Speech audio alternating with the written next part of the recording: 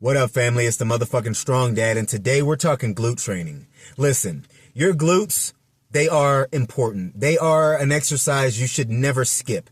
Strong glutes will prevent back problems. Strong glutes will correct your posture. Strong glutes give you the ability to run fast, to drive, right? Strong glutes are that when you look at every high performance athlete in any field, the one thing they all share in common is big glutes. All these motherfuckers got ass. Pause. Listen, if you're not training your glutes, you're leaving a whole lot on the table as far as functionality goes. You could have the best back training in the world. You could have the best hamstring training in the world. You could have the best training all the way around. You will still encounter back issues. You will still have posture problems. You will still have issues driving from the ground. You will still have issues producing power if you do not have well-developed glutes. Your glutes are more important than you'll ever know. And when you actually develop them and make them strong, you will realize why they are important. You will feel the effect. So, what are the two best glute exercises in my opinion? Okay. Now this is excluding all of the other little add-on exercises you could do for your glutes. If you just had to choose two glute exercises, right? I have to recommend only two. These are the two that I'm recommending. The RDL and the hip thrust. That's right, the RDL and the hip thrust. So, without further ado, let's teach you what these are and how to do them.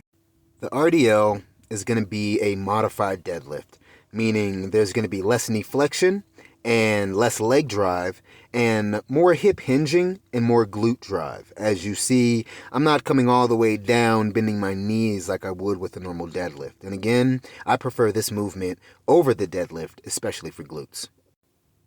This is a hip thrust. It's really quite a simple movement.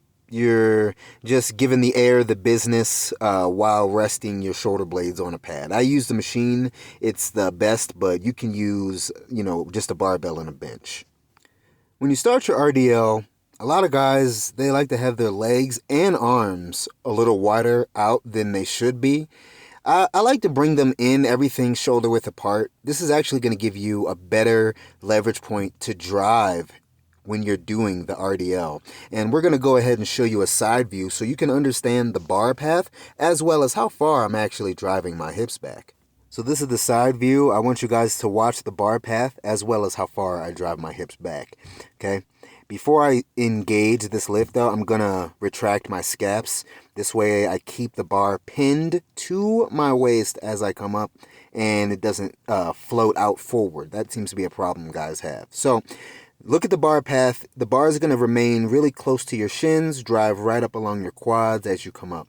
I recommend not locking out with this. That way you keep tension on your glutes. Now, this is more of an advanced movement, so doing the hip thrust will probably help you understand how to tension your glutes. Now, as you see right here, I just did another variation, right?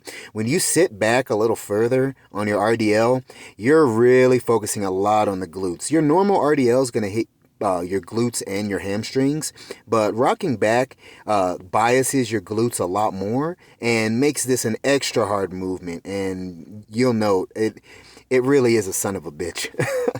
Now here's the RDL without the wheels on the side, so that way you can take a closer look at that bar path. Note how it's essentially rubbing on your shins. You'll even notice in some of my videos there's chalk on my quads, and that's just to help the bar slide up and down my quads smoothly without catching on my skin.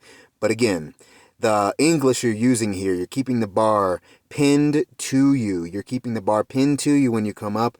You're keeping it right alongside your legs, and that's going to be the bar path for your RDL.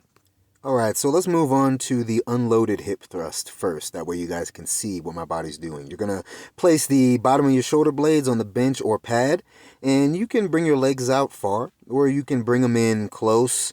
Either way, and perform it that way. I like to bring my legs about right there. That feels the best for me, okay? Now, this is how the hip thrust will look, okay? You're going to go down, and you're going to explode up. Boom. This is how y'all do it. Don't do that shit. Don't bend your fucking spine over the bench. That's not how you do it. You want a strict path of movement, your spine should stay neutral.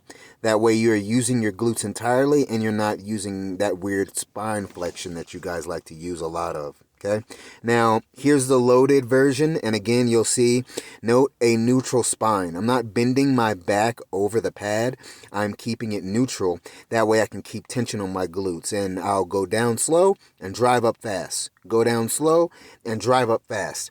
This is a baby making movement. This is going to give you great glutes, and if you don't know how to feel your glutes when you're performing exercises, I recommend doing this one first. So there you guys have it, my two most recommended glute exercises, the RDL and the hip thrust. And again, like I said, if you are having trouble feeling your glutes, I recommend getting good at the hip thrust first. It's going to really teach you how to engage your glutes properly, what it feels like to have them engaged, and what it feels like to have constant tension on them. After that, I always recommend getting great at an RDL. And like I said in my last video, you can do an RDL over a deadlift. An RDL is going to give you just as much posterior chain stimulus as a deadlift will, but you're going to be able to build great glutes from it, and there's more variations for the RDL than there is for the conventional deadlift when it comes to your glute training. And again, you know, when it comes to your glutes, man, you want to have the ability to drive, you want to have that strong power, and it does come from that part of your body. So good luck, y'all. Much love. Peace.